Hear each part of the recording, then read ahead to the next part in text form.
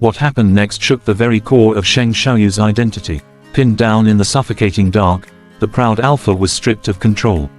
His garter clip snapped with a humiliating click, the stranger's voice dripping with dangerous allure.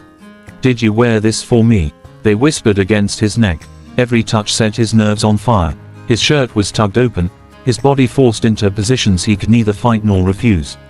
He wanted to growl, to strike back, but his strength had evaporated under the overwhelming pheromones saturating the room. The more he resisted, the more his body betrayed him, trembling and weakening until even his breath sounded like submission. The mysterious figure kissed, bit, and branded him in ways no alpha should ever endure.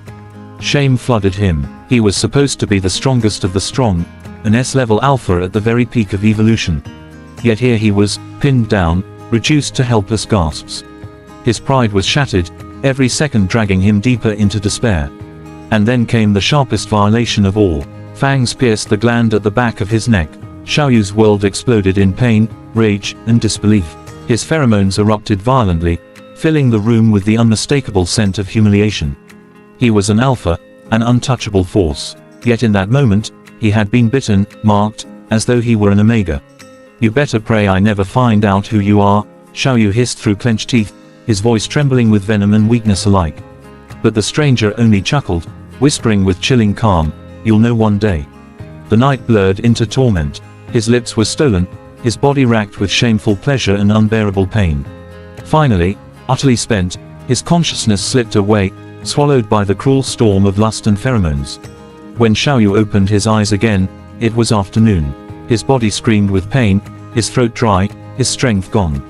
The butler's voice cut through the haze, filled with relief. But Shaoyou wasn't listening. Memories crashed back, violent and raw. He reached instinctively to his neck. The pain was real. It had all happened. His clothes were in place.